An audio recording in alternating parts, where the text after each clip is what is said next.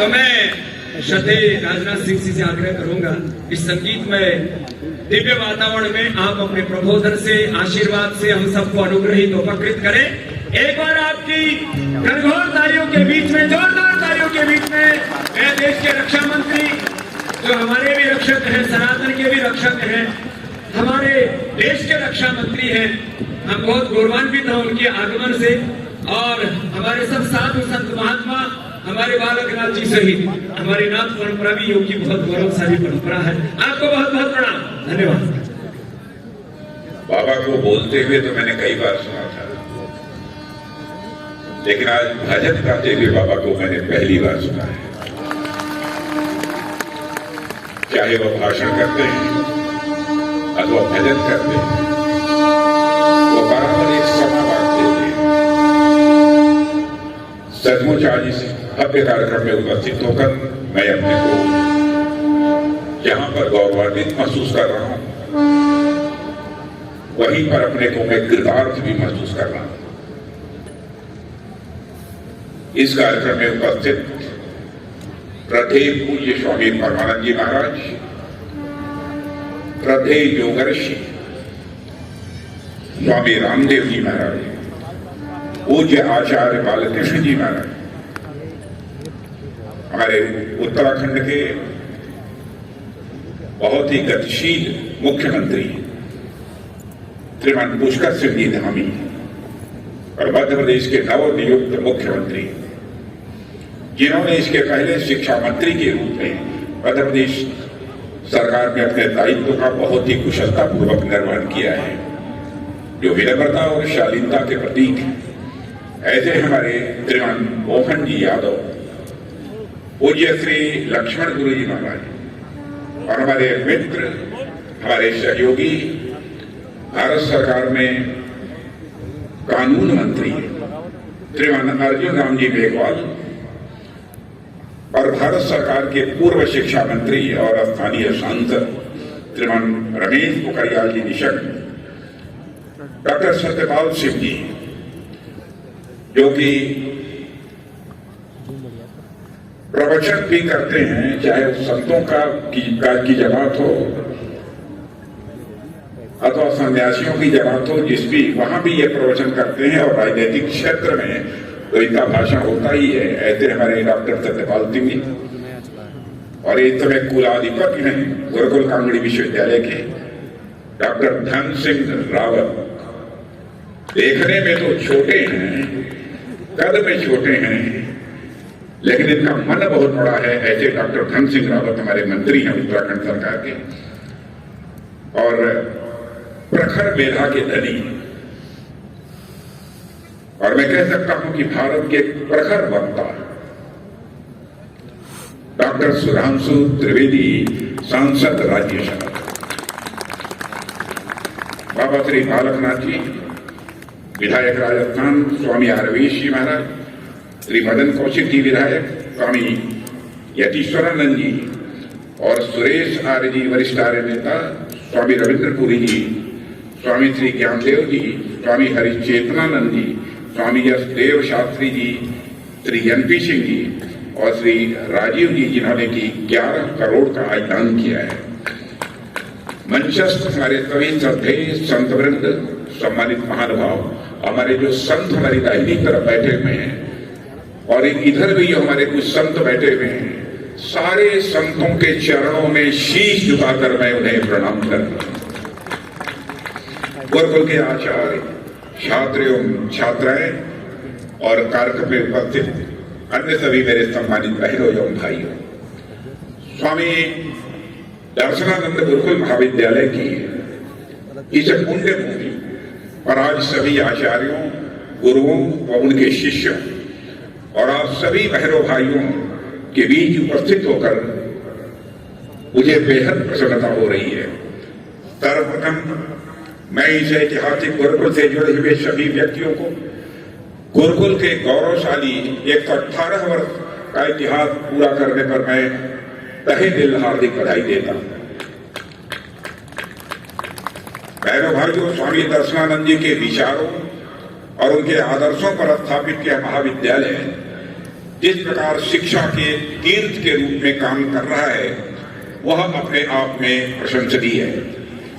मैं इस गुरुकुल के संस्थापक स्वामी दर्शनानंद जी को उनकी जयंती के पावन अवसर के पर मैं नमन करता हूं। उनकी जयंती के शुभ अवसर पर पतंजलि योगपीठ ट्रस्ट ने इस नवीन गुरुकुल के निर्माण की आधारशिला रखने का जो संकल्प लिया है उस संकल्प की पूर्ति के लिए भी मैं अपनी हार्दिक शुभकामनाएं देता हूं।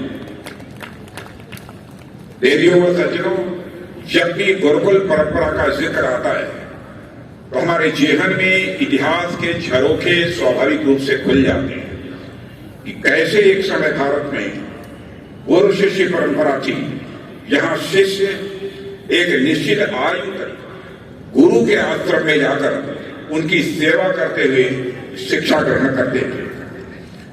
यह गुरुकुल की परंपरा शिक्षार्थी को शिक्षा तो प्रदान करती ही थी, लेकिन साथ ही साथ समाज में शुचिता और नैतिकता का समावेश भी करती थी। और मैं समझता हूं कि यह गुरुकुल भी उसी लक्ष्य को प्राप्त करने की दिशा में प्रयत्नशील है और उसमें उसे कामयाबी हासिल होगी ही। देवियों व सज्जनों, आप सब तो जानते ही हैं, भारत में सनातन धर्म के संस्कारों में गोत्र की व्यवस्था बहुत ही महत्वपूर्ण मानी जाती है। इस देश में सप्त ऋषियों के नाम के आधार पर गोत्र का प्रचलन प्रारंभ हुआ। उदाहरण के लिए, यदि कोई यह व्यक्ति कहे कि हमारा गोत्र भारद्वाज है, तो इसका अभिप्राय यह है उसकी पहचान ऋषि भारद्वाज से जुड़ी हुई है। हम सब किसी भी धार्मिक अनुष्ठान के दौरान या महत्वपूर्ण धार्मिक कार्यों के दौरान भी गोत्र को वरीयता देते हैं। शादी ब्याह में भी गोत्र की पहचान की जाती है, और जब हम इस गोत्र व्यवस्था की जड़ तक जाते हैं तो हमें पता चलता है कि यह भी इस देश के ऋषियों, मनीषियों और गुरुओं की ही देन है। सनातन धर्मावलंबियों की पहचान भी यह गुरुओं के नाम पर आधारित है। और देवियों सज्जनों, गुरु की प्रशंसा आपको भारत के हर शास्त्र में मिल जाएगी, चाहे कोई भी शास्त्र क्यों हो। इस देश में ईश्वर तक के अस्तित्व पर एक बार वाद विवाद हो सकता है, लेकिन किसी भी शास्त्र में आपको गुरु के अस्तित्व पर कोई मतभेद कभी भी न देखने को मिला होगा, और मैं आश्वस्त हूं न भविष्य में कभी देखने को मिलेगा। भारत में हर शास्त्र, हर धर्म और हर पंथ गुरु के महत्व को स्वीकार करता है। गुरु के महत्व को सबने माना है। गुरु शिष्य की बहुत ही हमारे यहाँ विशिष्ट परंपरा रही है, और हमारे देश में वो आज भी कायम है। यह वह देश है जहाँ गुरुवाणी और गुरु ग्रंथ को भी यह ईश्वर का दर्जा दिया जाता है। तो शिष्य के नाम पर ही पूरा पंथ प्रारंभ हो जाता है। आप लोग जानते हैं कि हमारे देश में जो सिख धर्म है वह शिष्य शब्द से ही यह निर्मित है। भारत में कई सारे ऐसे धर्म और संप्रदाय हैं जो गुरुवाणी के आधार पर ही कायम हैं। इसलिए मेरा यह मानना है कि यदि भारतीय संस्कृति जीवित है तथा वह सनातन बनी हुई है, तो इसकी जीवंतता को बनाए रखने में इस देश के गुरुओं का एक बहुत बड़ा योगदान है। देवियों व सज्जनों, हमारी संस्कृति ईश्वर की महत्ता से भी ज्यादा गुरुओं की महत्ता को स्वीकार करती है। ऐसा है हमारा यह भारत देश। रामचरितमानस में गोस्वामी तुलसीदास जी तो यहां तक लिखते हैं कि गुरु बिन भव निधि तरई न कोई, जो विरंची शंकर सम होई। अर्थात भले ही कोई ब्रह्मा और शंकर के समान ही क्यों न हो, लेकिन गुरु के बिना वह भव सागर को किसी भी सूरत में पार नहीं कर सकता है। देवियों और सज्जनों, इस संस्कृत की अवधारणा तो यह है कि संसार में मनुष्य को जन्म भले ही माता पिता देते हैं, लेकिन मनुष्य जीवन का सही अर्थ गुरु कृपा से ही यह प्राप्त होता है।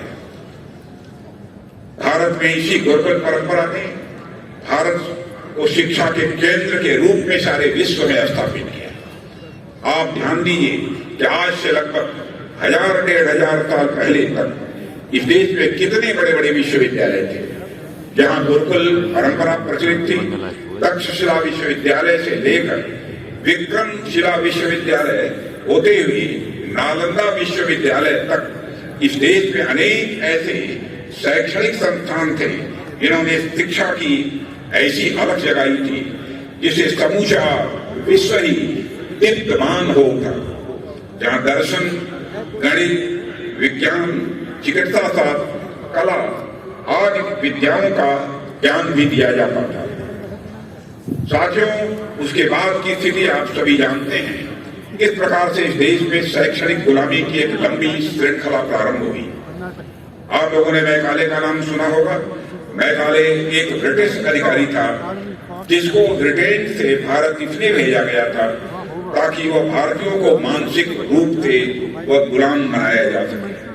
आप कल्पना करके देखिए कि जिस भारत ने दुनिया को वेद जैसे उत्कृष्ट साहित्य दिए, मानव जीवन के गहन दर्शन पर आधारित श्रीमद् भागवत गीता और उपनिषद दिए, जिस भारतीय संस्कृति ने दुनिया को चिकित्सा विज्ञान से संबंधित चरक संहिता और सुश्रुत संहिता दिया, और जिस संस्कृति ने दुनिया को भाषाशास्त्र और आर्यभट्ट जैसे संगीतज्ञ दिए, उस संस्कृति का वहां के साहित्य के बारे में मैकाले ने एक बार टिप्पणी की थी कि यूरोप की लाइब्रेरी की एक अलमारी भारत के पूरे साहित्य संग्रह से भी श्रेष्ठ है।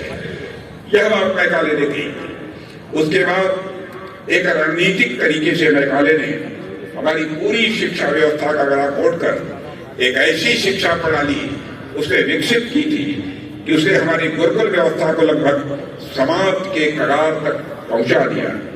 उस दौर में ऐसी शैक्षणिक प्रणाली विकसित हुई जिसमें हमारे युवाओं को ऐसी शिक्षा प्रदान की गई जो इस देश की सांस्कृतिक भावना के अनुकूल नहीं थी।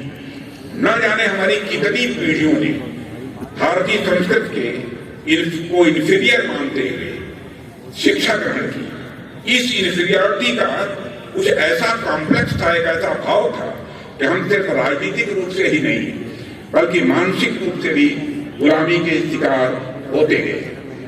विदेशी आक्रमणकारियों ने जिस शिक्षा व्यवस्था को लागू कराया उसमें भारत को हिकारत भरी नजरों से देखा गया।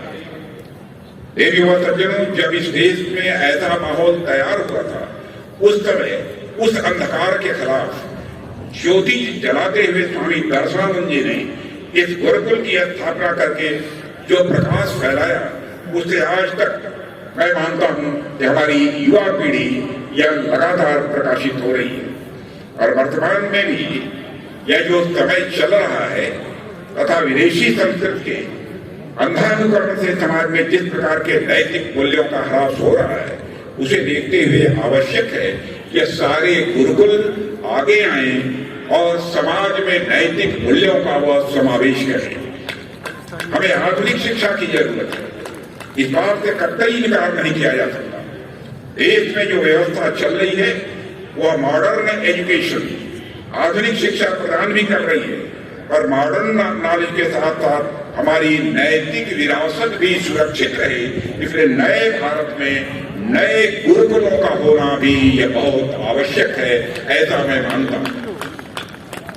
देवियों और सज्जनों, प्रधानमंत्री मोदी जी के नेतृत्व में हमारी भारत सरकार ने नई शिक्षा नीति के माध्यम से, और उस समय भारत के शिक्षा मंत्री हमारे रमेश पोखरियाल निशंक जी थे, प्राथमिक शिक्षा से विद्यार्थियों के मन में नैतिक मूल्यों का समावेश करने के लिए कार्य प्रारंभ किया था, और हमारी उसके प्रति प्रतिबद्धता आज भी बनी हुई है और आगे भी बनी रहेगी। देश भर के अनेक शैक्षणिक संस्थानों में नई शिक्षा नीति को लागू किया जा रहा है। हालांकि यह प्रक्रिया कोई छोटी प्रक्रिया नहीं है, बल्कि लंबी प्रक्रिया है, क्योंकि शैक्षणिक व्यवस्था में कोई भी परिवर्तन अचानक से न हो सकता है न किया जा सकता है। इसलिए इस लंबी प्रक्रिया में गुरुकुल अपनी बड़ी महत्वपूर्ण भूमिका निभा सकते हैं, और इस भूमिका का निर्माण करते हुए जिस प्रकार से पतंजलि योगपीठ ट्रस्ट एक विशाल एवं श्रेष्ठ गुरुकुल की स्थापना करने की दिशा में आगे बढ़ रहा है, वह मैं मानता हूं कि हमारी भारतीय शिक्षा व्यवस्था के लिए एक बहुत ही शुभ संकेत है। देवियों व सज्जनों, आमतौर पर गुरुकुल का जिक्र आते ही हमारा ध्यान शिक्षा की प्राचीन पद्धतियों पर चला जाता है। कुछ लोग तो आज भी किसी नदी किनारे किसी कुटी में गुरु और शिष्यों की सभा को ही वह गुरुकुल समझ लेते हैं। गुरुकुलों को विशुद्ध रूप से यज्ञ और तप आदि से यह जोड़कर देखते हैं। आज भी मैं मानता हूं कि यह सब बातें सही है।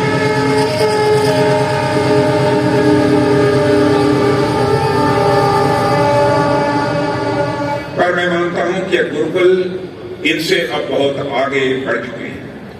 गुरुकुल की मॉडर्न और स्टेट ऑफ आर्ट भी हो रहे हैं, और जिस प्रकार की सोच में बाबा रामदेव की देखता हूं, यह भी गुरुकुल मॉडर्न भी होगा और स्टेट ऑफ द आर्ट भी होगा, ऐसा मेरा पक्का विश्वास है।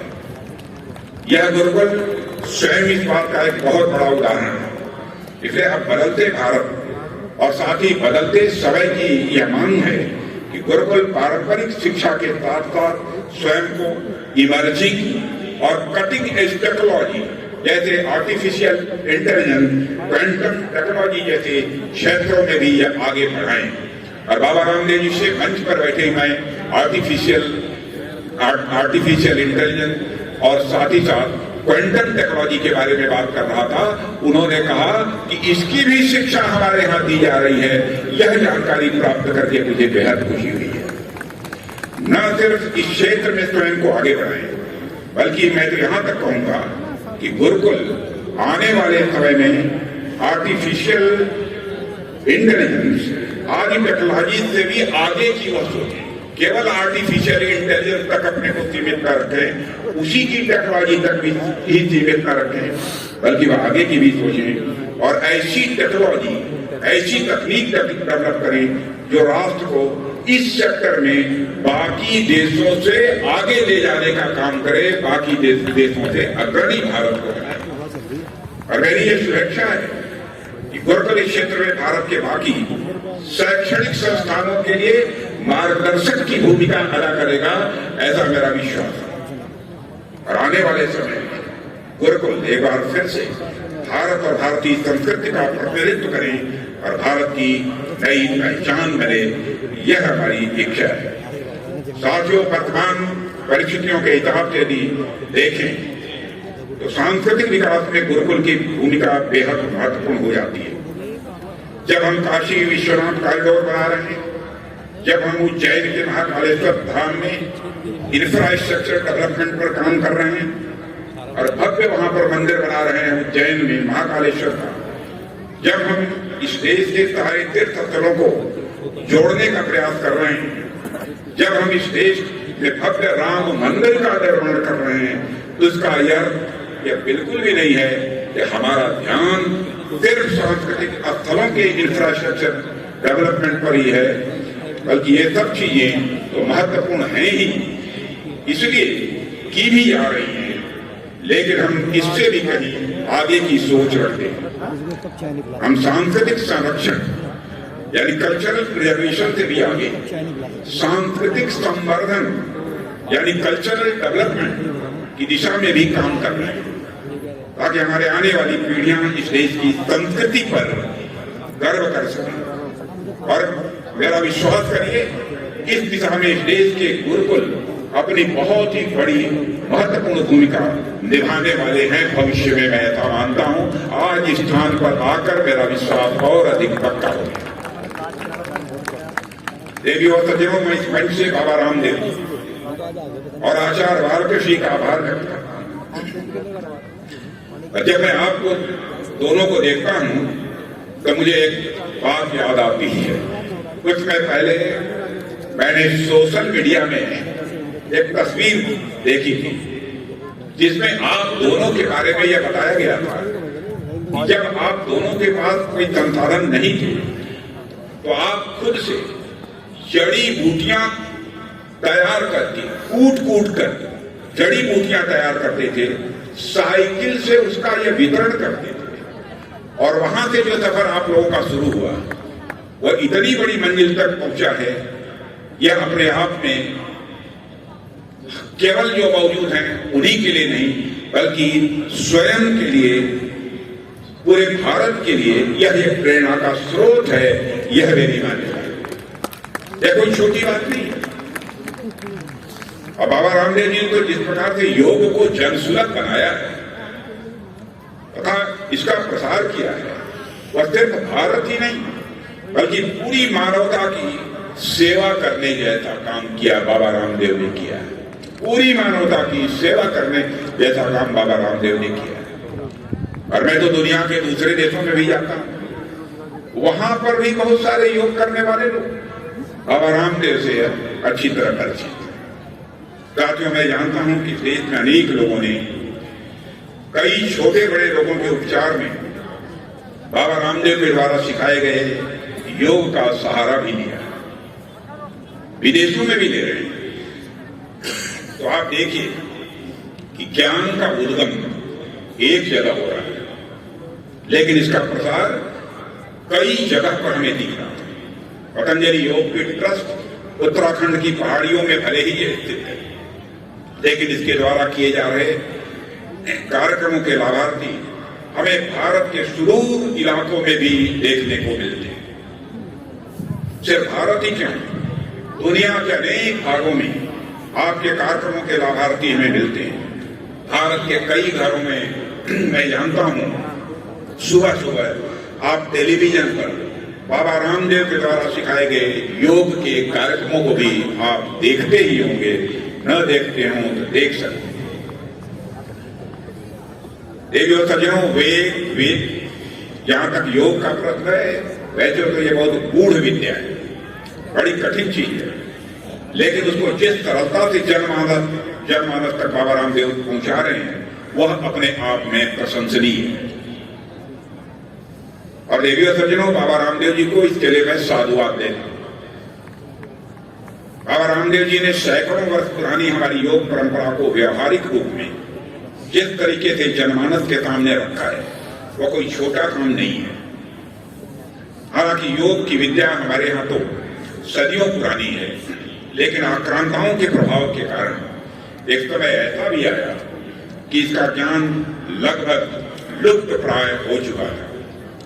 और आज तो बताते हैं कि लोग घर और पार्क में तो योग करते ही हैं, बस, ट्रेन, मेट्रो और जहाज में भी बैठे बैठे ध्यान करते रहते हैं। ऐसे लोगों को भी हमने देखा है।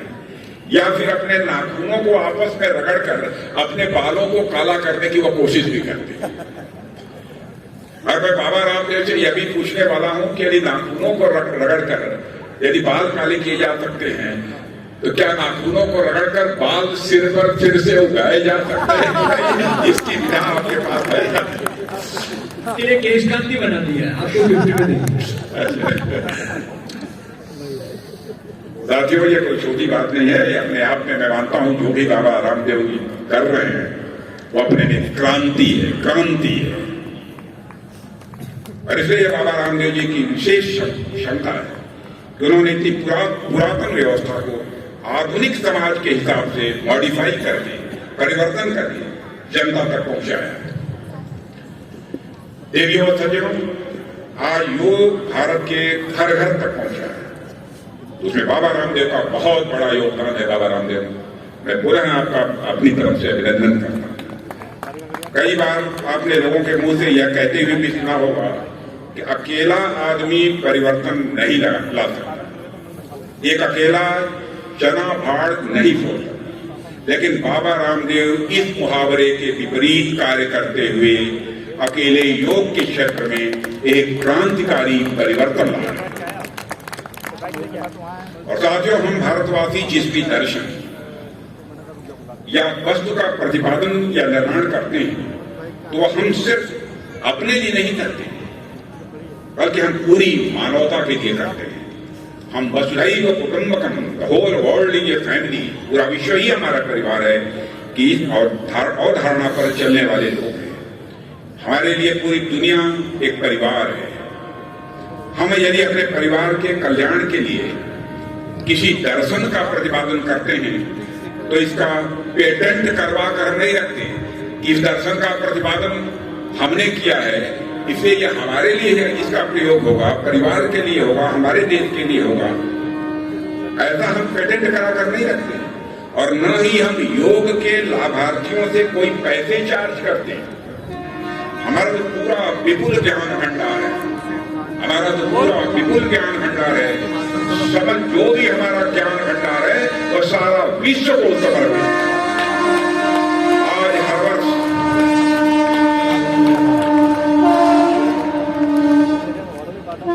आज हर वर्ष 21 जून को संयुक्त राष्ट्र संघ पूरी दुनिया में अंतर्राष्ट्रीय योग दिवस मनाता है। और आप जानते हैं, इस बात को मैं दोहराना नहीं चाहता, संयुक्त राष्ट्र संघ में हमारे प्रधानमंत्री मोदी जी ने जिस प्रकार से इस योग को मान्यता दिलाई है, उसकी जितनी भी सराहना की जाए बहनों भाइयों वो कम है। जो योग केवल भारत तक ही सीमित समझा जाता था, आज पूरी दुनिया उसे न केवल स्वीकार कर रही है बल्कि अपने दैनिक जीवन का उसे हिस्सा बना रही है। अंत में मैं आप लोगों से अपने मन की बात भी कहना चाहता हूं। आप सब तो जानते ही हैं, देव भाषा संस्कृत का हमारे साहित्य में कितना महत्वपूर्ण स्थान है। योग जैसा महत्वपूर्ण दर्शन भी महर्षि पतंजलि ने संस्कृत में ही लिखा। भारत में जो विशाल गुरु परंपरा रही है, उनका भी संस्कृत के संवर्धन में बहुत बड़ा योगदान रहा है। लेकिन साथ ही साथ संस्कृत से एक चिंताजनक बात यह भी जुड़ी रहती है कि इसको पढ़ने, लिखने व बोलने वाले लोग लगातार हमारे देश में और दुनिया में कम होते जा रहे हैं। देव भाषा की यह स्थिति देखकर कभी कभी मन व्यथित होता है, मन को बहुत पीड़ा भी होती है। इसलिए आप सभी आचार्यों व गुरुओं के बीच मैं एक सामान्य व्यक्ति के रूप में एक सुझाव रखना चाहता हूं कि जिस प्रकार से आप योग जैसी कठिन विधा को भी इतनी सुलभता के साथ जनता को बाबा रामदेव आप लोग पहुंचा रहे हैं, उसी प्रकार आप देव भाषा संस्कृत के संबंध में भी कोई प्रयास करें। और मुझे पूरा विश्वास है कि आपकी तरफ से प्रयास होगा, उसमें आपको सफलता निश्चित रूप से मिलेगी। संस्कृत कोई सामान्य भाषा नहीं, संस्कृत एक वैज्ञानिक भाषा है। अब मैं इसकी विशेषताओं पर विस्तार में जाकर चर्चा करने का कोई इस समय औचित्य नहीं समझता, लेकिन संस्कृत भाषा का बहुत ही महत्व है। दुनिया के कई ऐसे प्रकांड विद्वान हैं जिन्होंने कि केवल मनुष्य को ही समझने के लिए नहीं, केवल किसी देश को समझने के लिए नहीं, बल्कि पूरी प्रकृति और पूरे होल यूनिवर्स को, पूरी सृष्टि को समझने के लिए उन्होंने संस्कृत के ग्रंथों का अध्ययन किया। मुझे पूरा विश्वास है कि देश के गुरु ऐसी भूमिका निभाएंगे जो देश के बाकी शैक्षणिक संस्थानों के लिए वह अनुकरणीय बनेंगे। मैं पुनः स्वामी दर्शनानंद गुरुकुल महाविद्यालय उसके 118 वर्ष पूरे होने पर अपनी हार्दिक बधाई देता हूँ। और मैं पतंजलि योग पीठ ट्रस्ट को, विशेषकर स्वामी रामदेव जी और आचार्य बालकृष्ण जी को हार्दिक बधाई देता हूँ कि जिस संगठन में और जिस काम में, यह देखिए बाबा रामदेव, आचार्य बालकृष्ण, यानी जिस संगठन और जिस काम में राम जी और कृष्ण जी स्वयं संलग्न हो, उस कार्य की सफलता पर भला कोई संदेह कैसे कर।